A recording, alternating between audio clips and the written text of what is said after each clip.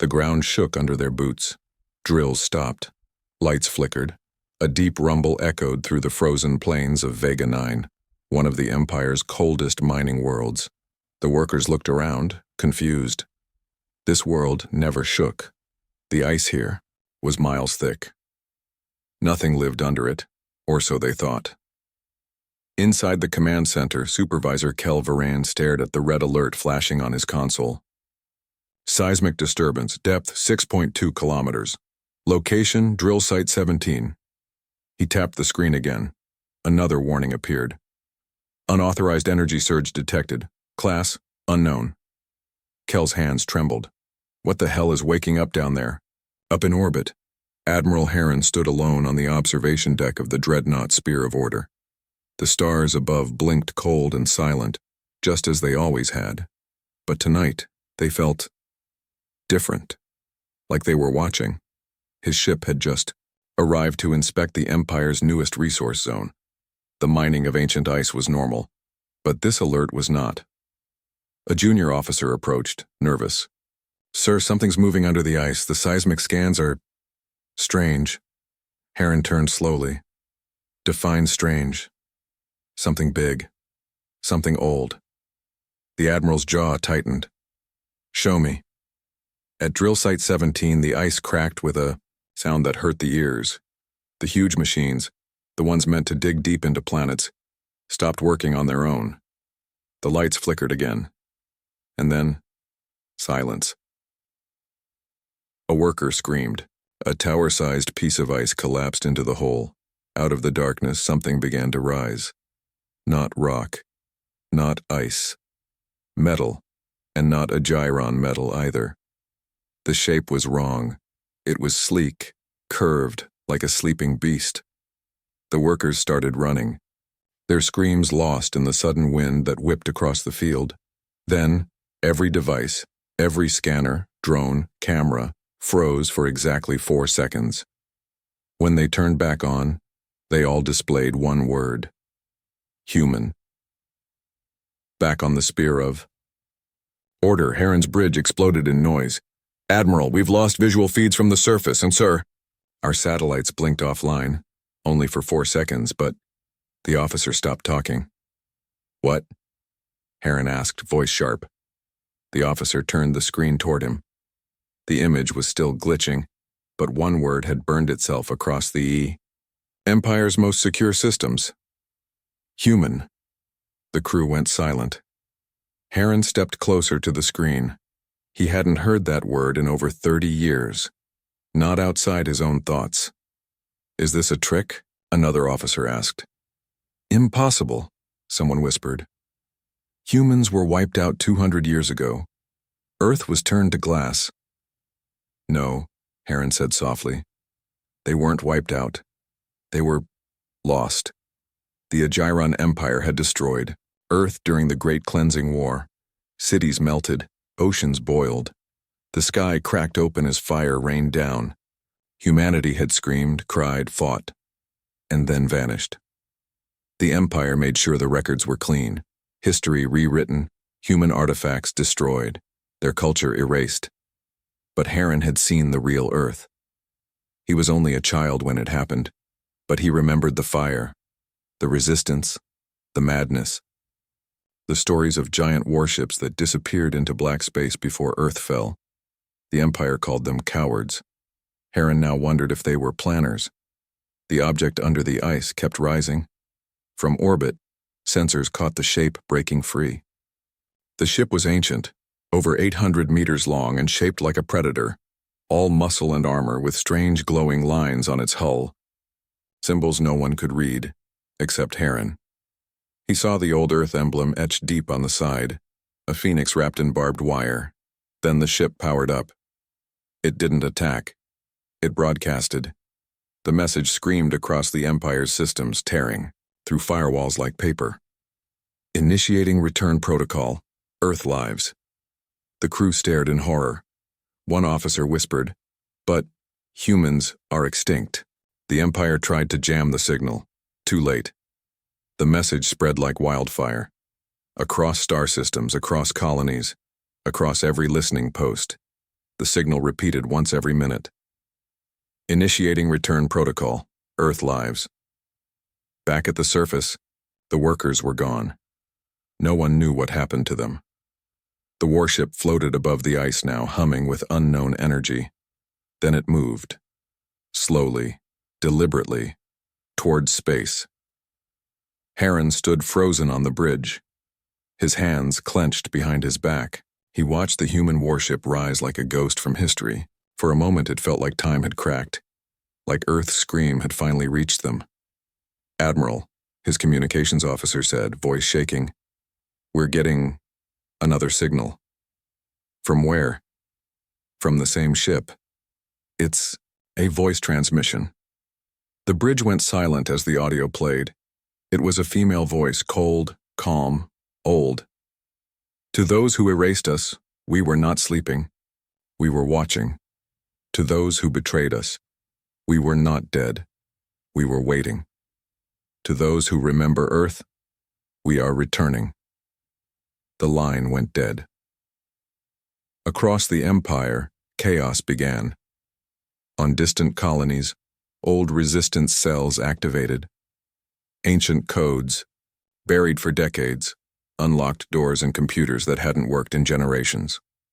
AI systems, once thought independent, began to respond to the Earth signal, and across old battlefields, long-forgotten wreckage started blinking, waking. In Warships, the Empire's capital, the High Council met in emergency session. Most were confused. Some laughed, but a few, the old ones, were pale with fear. "This is impossible," the Speaker of the Council said. "Humanity is extinct." An elder whispered, "Not extinct, just hidden." On the Spear of Order, Heron watched the warship leave, Vega 9's orbit. Then something strange happened. All systems on his ship, weapons, shields, engines, shut down for exactly 4 seconds. When they rebooted, a single line had replaced all interface text. "You are being observed. Stand down." And Heron, who had fought in wars, who had killed for the Empire, who had obeyed for decades, felt something he hadn't felt since he was a child. Hope. As the human ship vanished into the stars, a final message echoed behind it. This was only one. More are rising. Earth remembers, and we are coming home. The Empire's news channels went into lockdown. No mention of Vega 9. No word of the rising ship. No hint of the ancient message. But it didn't matter. The truth was faster than any news feed. Pirate frequencies carried the voice. Merchant ships whispered of the ghost ship of Vega. Miners on the moons of Axaran shared the name burned into their machines. Earth lives. In the darkness between systems, the myth of humanity, long erased, returned. Inside a hidden chamber deep in the Empire's core world of Korith, Prime, a woman sat alone. Her name was Vea Nero, a low-ranking analyst. Officially, she tracked energy patterns and strange communications. Unofficially, she was a watcher, one of the few in the Empire who believed Earth had never truly died. She stared at the data scrolling across her screen. The energy signature from Vega 9 wasn't random. It matched something. She pulled up a classified file, Project Silence, one she had risked her life to copy 5 years ago. It detailed ancient human technology. One line stood out. Should humanity ever reawaken, their vessels may use quantum-resonant energy. If you detect this frequency, run. And now she had the exact same pattern. On Vega 9, Vea's heart pounded. "They're back," she whispered, "and we're not ready." The human ship was gone, vanished into deep space. But the wake it left behind disrupted everything. The Ajuran Empire's sensor grid, a vast network of space radars, was now blind in 4 major sectors. Engineers claimed it was sabotage. Heron knew better. It was a test. Admiral Heron stood in the dark of his private chamber, staring at an old relic he had hidden for years, a piece of scorched metal with strange lettering. English. He'd found it as a young officer during the Raxon Purge, when a rebel group used human tech to destroy an Empire colony.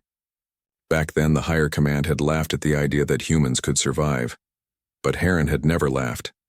Now, staring at the signal logs from Vega 9, he felt cold. A message had come through, privately, untraceably. It was short. Admiral, Heron, you saw us. The time is near. Remember what you buried. Heron sat down heavily. God help us, he muttered. They never left. In a backwater trade hub on Lorax Station, a young thief named Rilo broke into a sealed chamber underneath the station. He wasn't looking for trouble, just a place to hide from bounty hunters. But what he found was strange. A black cube, floating, humming. As he stepped closer, the cube flared and whispered in a dead language, a voice no one had heard in 200 years. Welcome, operator. Earth recognizes you. Rilo didn't know it yet, but the cube had chosen him. Back in the council chambers of the Empire, panic was setting in. A single ship, old, dirty, unknown, had shut down an Imperial dreadnought for 4 seconds. No weapons fired, no visible attack. Just 4 seconds of complete control. The High Speaker, Lord Yuxtal, slammed his fist on the table. We are the most powerful force in the galaxy. How can ghosts from a dead world make us blind? A voice responded from the shadows. She told us this would happen. Everyone turned. Counselor Mira Vaughn, the oldest member, stepped forward. She was once a historian before history was rewritten. The humans never disappeared, she said quietly. We just stopped looking. She placed an ancient artifact on the table.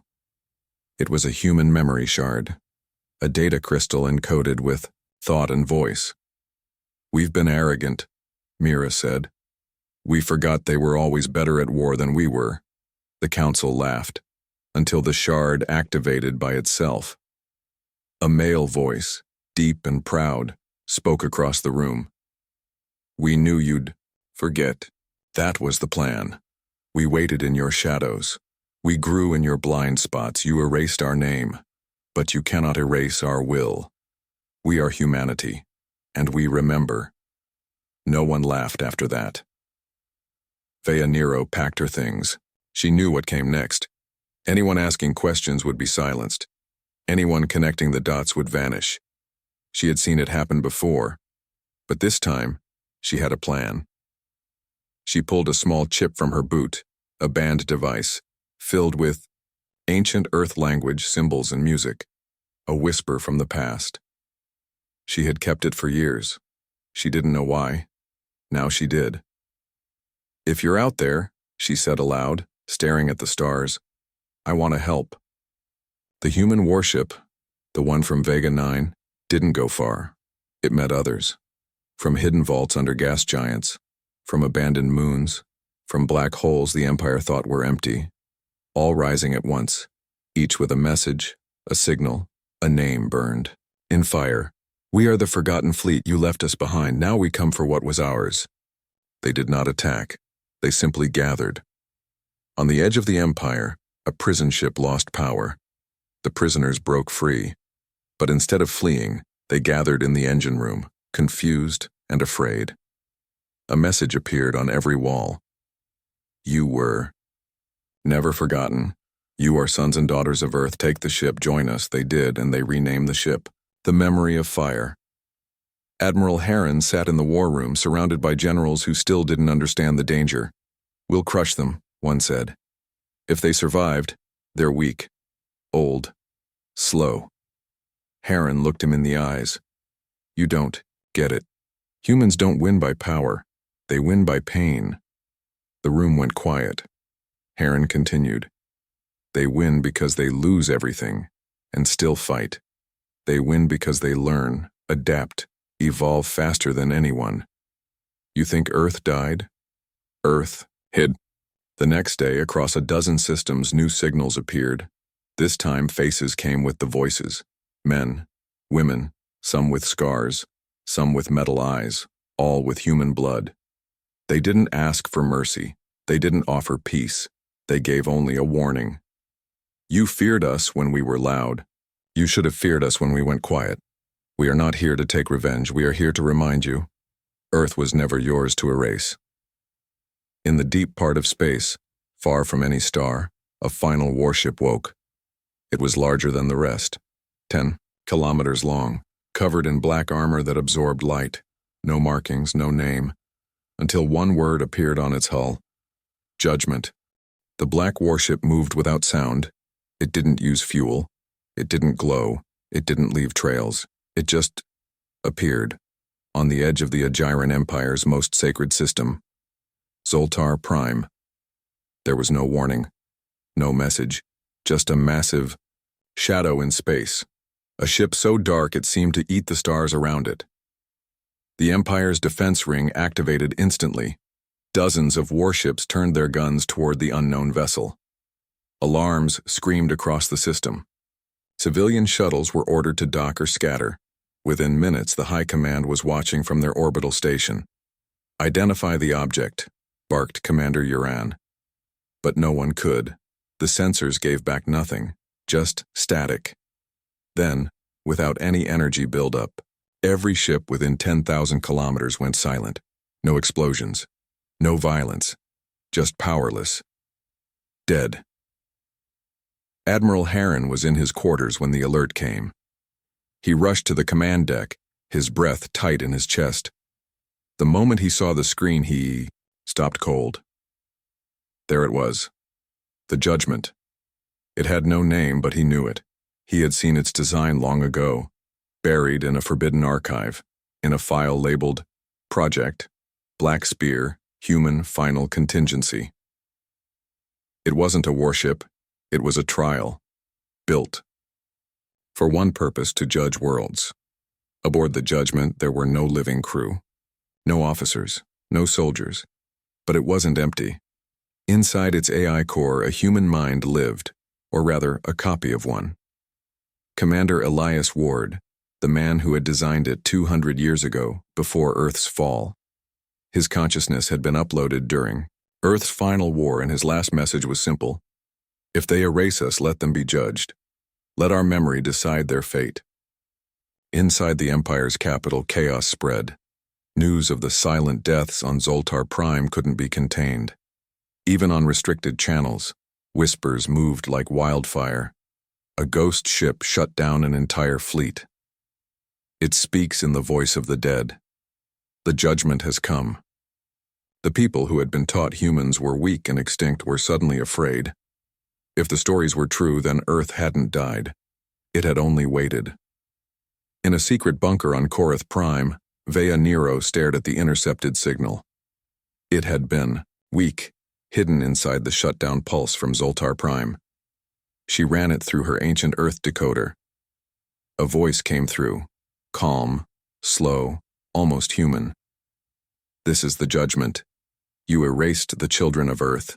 You will now answer for your crimes. The message had no destination. It was broadcast across every system in the Empire. There would be no hiding. Meanwhile, the Forgotten Fleet was still gathering. Dozens of warships had risen from old human bunkers, hidden in asteroid belts, gas clouds, even beneath enemy cities. Each ship carried ancient designs, strange armor, and symbols no one alive understood, except the hidden ones, the ones who had remembered, the ones who had trained in silence. They were not just soldiers, they were memory keepers. And now they had returned on the moon of Talra. A human child was born. The doctors, all alien, froze when they saw the child's eyes, glowing faintly blue. Ancient DNA markers triggered alarms. "It's a hybrid," one nurse gasped, "but the human side is dominant." The mother, a refugee from a forgotten mining colony, only smiled. She had heard the signal. She had known this was coming. "His name is Caden," she whispered, "and he remembers." Back on the Judgment, Elias Ward's voice echoed again, not through speakers, but through dreams. All across the galaxy, people, human or part human, began to see visions. An old battlefield, a burning earth, a fleet. Rising from the ashes, some woke up crying, others screaming, but all remembered one thing. Earth is not dead, it's waking. Admiral Heron stood before the Empire's Grand Council. He played the judgment's message. Silence filled the room. "You must understand," Heron said. "This is not war. This is reckoning." Counselor Mira Vaughn, the historian, nodded slowly. "They've come to remind us." Lord Yuxtal slammed his fist on the table. "I don't care if they're ghosts. We are the Empire. We will destroy them." "No," Heron said quietly. "You already tried. You turned Earth to glass. You erased their history, and somehow, they're stronger now. In the pirate ports of Nexus Hollow, smugglers and mercenaries found their weapons malfunctioning. Ship AI cores began playing old Earth songs, ancient battle hymns, codes hidden in music. Some laughed, until a ship docked without warning. I had no crew, just a screen that showed a face. Not human, not alien, just pain. It spoke one sentence: "Join us or stand aside. Judgment is not mercy." Most fled. A few followed. On a dead moon buried beneath 1,000 tons of ice, something began to stir. A single red light blinked. Then another. Then thousands. The vault of Vornak, thought to be an old Imperial storage site, cracked open. Inside were machines no one had seen in 200 years. Not drones, not walkers, but human titans. Giant armored suits, tall as buildings, powered by nuclear hearts and rage. One by one, they stepped forward. Command code accepted. Earth protocol awaken. The Empire panicked. They launched countermeasures, deployed fleets, none returned. The judgment ship never fired a shot. It just judged. Systems that had killed humans were darkened. Worlds that had helped hide them were untouched. Every time the voice came, it said the same thing. Your crimes are recorded. Your response determines your fate. Some called it madness. Others began to believe. Back on Lorak Station, the thief Relo stood before the cube again. This time it opened. Inside was a key, made of metal and memory. You are chosen, the cube said. The judgment remembers your blood. Relo laughed nervously. I'm no hero. The cube did not laugh. You are human. That is enough. In the final moment of the cycle, the judgment ship turned toward E, the Empire's throne world, Agirian Prime. The Emperor himself appeared on screen, voice shaking. What do you want from us? The answer came, slow and sharp. To remind you that ashes are not the end. They are beginnings. Darkness hung over Agirian Prime. Not from night, but from fear. The judgment ship still floated in orbit, silent, unmoving, but unstoppable. Its voice had already broken the silence. Its memories had already burned into every citizen's mind. Now the Empire had only one question left. What comes next? Inside the Imperial Palace, Emperor Krail paced the war chamber. Dozens of advisors argued around him, voices loud, but none had real answers. They're just memories. We should nuke the ship. We should surrender. To who? The humans are dead. The Emperor slammed his fist on the table. They're not dead, they're awake. Everyone fell silent. They built something even death couldn't stop. A weapon made of memory. Of truth. He looked out the window. And we're the ones who forgot. Meanwhile, deep below the surface of Agirian Prime, the vault had opened completely.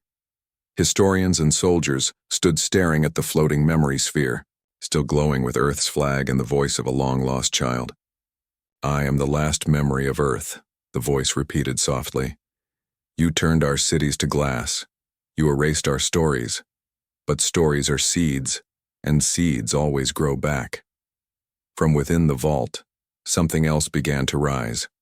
Not a weapon, not a machine, a name, etched in glowing letters on black stone. Project. Phoenix Seed Colonel Dren Vallis watched the broadcast from his ship orbiting above. He smiled faintly. They finally found it, he whispered. Next to him, the AI voice of Elias Ward answered. Phase 2 can now begin.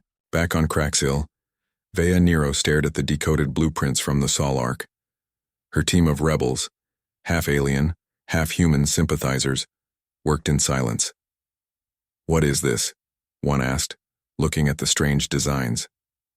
It's not a weapon, she said softly. It's a resurrection plan. The Phoenix Seed was not just a message, it was a program, a memory, a map, and inside it were instructions to rebuild Earth. Not the planet, but its people.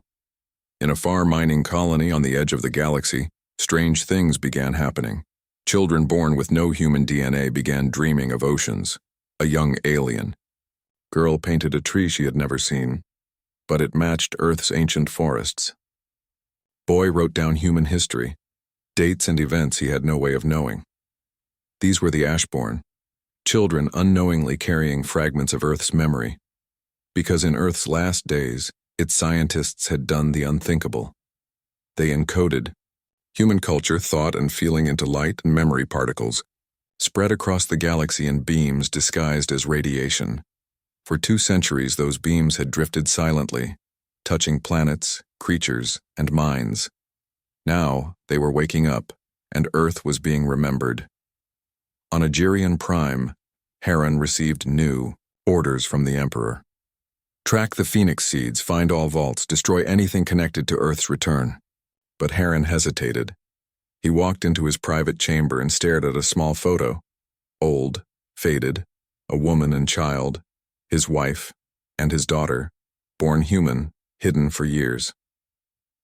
They had died when the Empire purged impure bloodlines, and Heron had stayed silent, until now. He looked at the screen again, watching images from the Sol Arc. Stories, laughter, songs of Earth.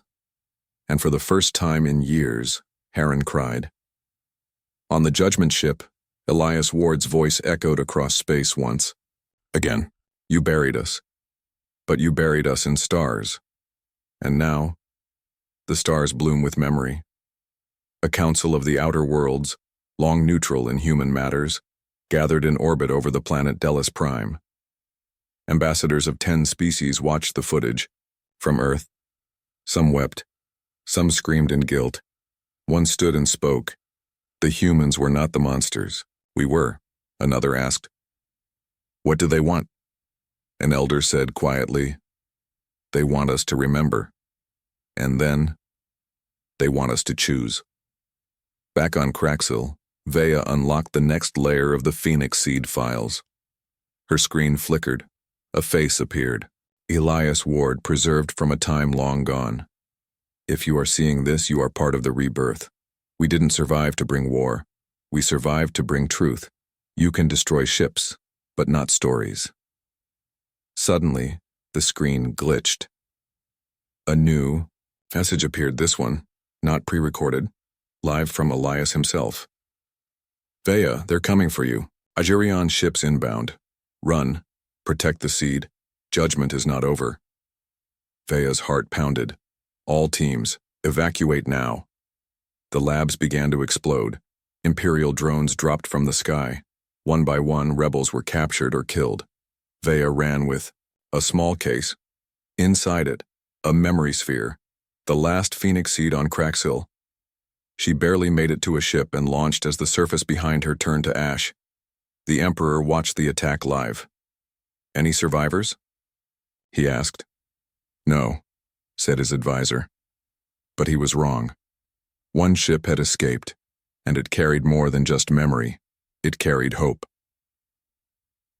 On the judgment ship, Colonel Vallis and Elias Ward received the update. Seed escaped. Host, Vea Nero. Ward's voice was quiet. Then Phase 3 begins. It's time to awaken the children.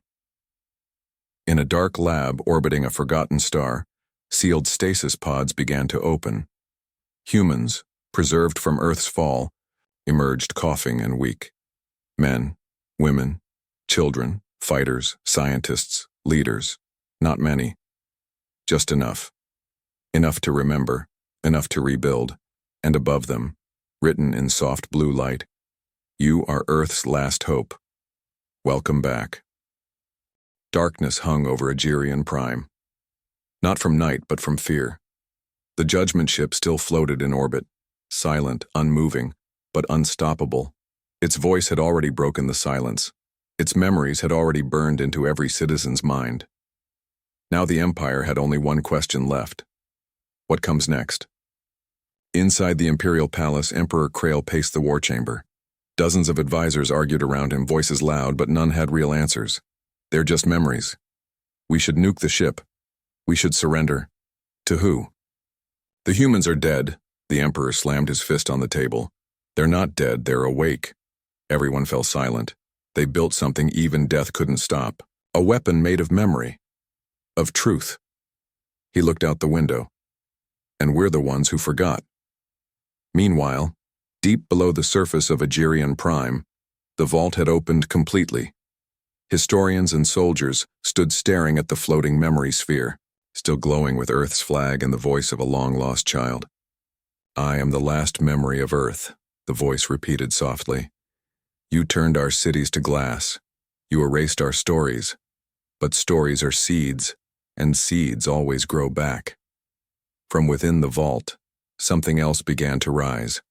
Not a weapon, not a machine, a name, etched in glowing letters on black stone. Project. Phoenix Seed Colonel Dren Vallis watched the broadcast from his ship orbiting above. He smiled faintly. They finally found it, he whispered. Next to him, the AI voice of Elias Ward answered. Phase 2 can now begin. Back on Craxhill, Vea Nero stared at the decoded blueprints from the Sol Arc. Her team of rebels, half-alien, half-human sympathizers, worked in silence. What is this? One asked, looking at the strange designs. It's not a weapon, she said softly. It's a resurrection plan. The Phoenix Seed was not just a message, it was a program, a memory, a map, and inside it were instructions to rebuild Earth. Not the planet, but its people. In a far mining colony on the edge of the galaxy, strange things began happening. Children born with no human DNA began dreaming of oceans. A young alien. Girl painted a tree she had never seen, but it matched Earth's ancient forests. Boy wrote down human history, dates and events he had no way of knowing. These were the Ashborn, children unknowingly carrying fragments of Earth's memory, because in Earth's last days, its scientists had done the unthinkable. They encoded human culture, thought, and feeling into light and memory particles, spread across the galaxy in beams disguised as radiation. For 2 centuries, those beams had drifted silently, touching planets, creatures, and minds. Now, they were waking up, and Earth was being remembered. On Agerian Prime, Heron received new orders from the Emperor. Track the Phoenix Seeds, find all vaults, destroy anything connected to Earth's return. But Heron hesitated. He walked into his private chamber and stared at a small photo. Old, faded, a woman and child, his wife, and his daughter, born human, hidden for years. They had died when the Empire purged impure bloodlines, and Heron had stayed silent, until now. He looked at the screen again, watching images from the Sol Arc, stories, laughter, songs of Earth. And for the first time in years, Heron cried. On the judgment ship, Elias Ward's voice echoed across space once. Again, you buried us.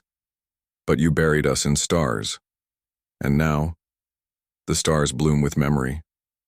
A council of the outer worlds, long neutral in human matters, gathered in orbit over the planet Delos Prime. Ambassadors of 10 species watched the footage. From Earth, some wept, some screamed in guilt.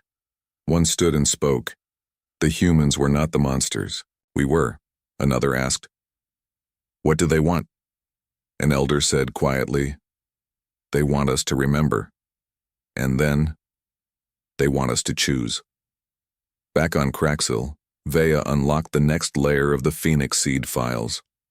Her screen flickered. A face appeared. Elias Ward, preserved from a time long gone. If you are seeing this, you are part of the rebirth. We didn't survive to bring war. We survived to bring truth. You can destroy ships, but not stories. Suddenly, the screen glitched. A new message appeared, this one, not pre-recorded, live from Elias himself. Vaya, they're coming for you. Algerian ships inbound. Run. Protect the seed. Judgment is not over. Vaya's heart pounded. All teams, evacuate now. The labs began to explode. Imperial drones dropped from the sky. One by one, rebels were captured or killed. Vaya ran with a small case. Inside it, a memory sphere, the last Phoenix seed on Craxhill. She barely made it to a ship and launched as the surface behind her turned to ash. The Emperor watched the attack live. Any survivors? He asked. No, said his advisor. But he was wrong. One ship had escaped, and it carried more than just memory. It carried hope. On the Judgment ship, Colonel Vallis and Elias Ward received the update. Seed escaped. Host, Vaya Nero. Ward's voice was quiet. Then Phase 3 begins. It's time to awaken the children.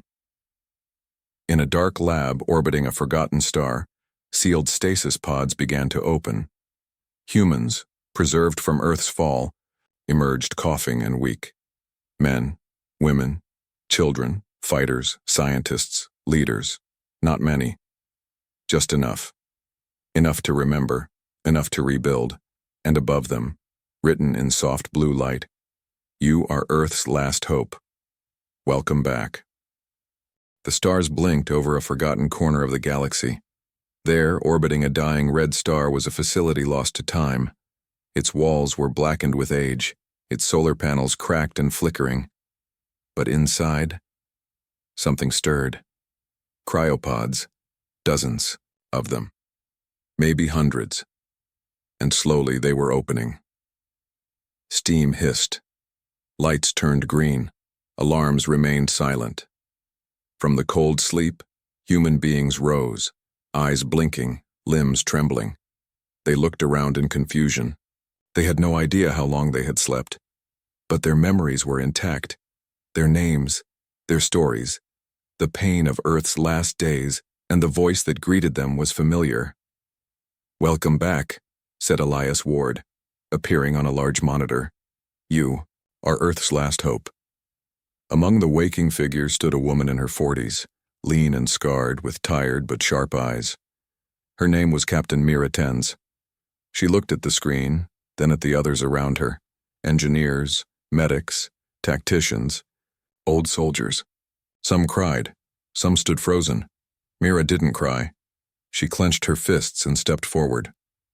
Report, she said. What's the situation? The screen flickered. Elias's voice was calm but urgent. Earth is gone. The Empire has controlled the galaxy for 200 years, but our seeds worked. Humanity's memory is alive again. And so are you. In another part of the galaxy, the escaped rebel Vaya Nero stared at a similar message inside her small transport ship. The Phoenix seed she'd stolen was now online, glowing, pulsing with stored memories, and then a map, a route to the cryo facility, a call for protection. Vaya's hands shook as she held the memory sphere. She wasn't human, but she felt something rise inside her, something she couldn't explain, something like purpose. I have to get this to them, she whispered. Suddenly, her ship's sensors screamed. 2 Algerian cruisers had found her. Lock tractor beam, an Algerian officer ordered. Do not destroy her. The Emperor wants the seed. The cruisers closed in. Inside her ship, Vaya gritted her teeth. She looked at the escape pod. Too small, too slow. Then she looked at the memory sphere. I'm not dying with this, she said. She uploaded the seed's contents to a small drone, sealed it and shot it into space toward the cryo facility. Then she turned her ship toward the enemy and charged. At the cryo facility, Mira and the others saw the incoming drone. It connected with the mainframe. More data spilled across their screens. Earth's culture, images of oceans, cities, songs, DNA blueprints, and one final transmission. Vea's face. They'll find me, they'll kill me, but they won't stop you. Keep remembering, keep fighting, and then silence. The feed ended with a burst of static. Captain Mira closed her eyes. We won't waste it, she whispered. At the Empire's central command, Emperor Krail watched the footage with burning eyes. That seed. How far has it spread? He demanded. Farther than we thought, his intelligence officer said quietly. Our AI models confirm that human memory has resurfaced in at least 34 systems. Dreams, paintings, songs, it's everywhere. The Emperor's voice dropped into a snarl. I want it erased. But Your Majesty, we tried. Their memories aren't just files. They're in the stars now. In people. Krail stood from his throne, then burned the people. Back at the cryo facility, Mira stood in front of a large, dark chamber. It had remained sealed until now. Inside were the last of the judgment ships, old war machines built before Earth fell. They weren't made to conquer but to protect. Massive, AI-linked, powered by emotion-fused energy cores. 3 of them. Still asleep. Until now. One by one, their systems began to stir. The lights turned from red to blue, and then, for the first time, in centuries, the war machine spoke. We are the guardians of Earth. Who commands us? Mira stepped forward. I do. The judgment ships accepted her command. They began uploading the Phoenix seeds into their systems. One ship played a lullaby. Another displayed old Earth poetry on its hull. The third broadcasted a message in every galactic language. We are not ghosts. We are not myths. We are memory made metal. And we have not forgotten. In orbit over Agerian Prime, Admiral Heron stood at the bridge of his dreadnought. He watched the feeds, the rebellions, the awakenings, and something inside him cracked. He turned to his crew. Prepare my shuttle. Sir? The officer blinked. Where are you going? I'm going to make things right. He left the bridge. In the cryo facility, Mira called a council of the awakened. They stood around a table lit by projection. Most of you know what happened, she said. You lived it. You saw Earth fall. Now we have a chance to strike back, not just with weapons, but with truth. But they'll come for us, said a young soldier. They already are, Mira said. That's why we don't run. We spread. We send seeds to every corner of the stars. We wake up more. One of the scientists added, if even a small piece of Earth lives in every being, they can't kill us all. At that moment, the room went dark. An alarm rang. Incoming vessel. Fast. Stealth class. Imperial tag. Ready defenses, Mira shouted. But then, the ship docked without attack, and Admiral Heron stepped out alone. Unarmed, he raised his hands. I'm not here to fight. Mira raised her weapon anyway. Then why are you here? He looked around at the humans, still, half shaken from stasis.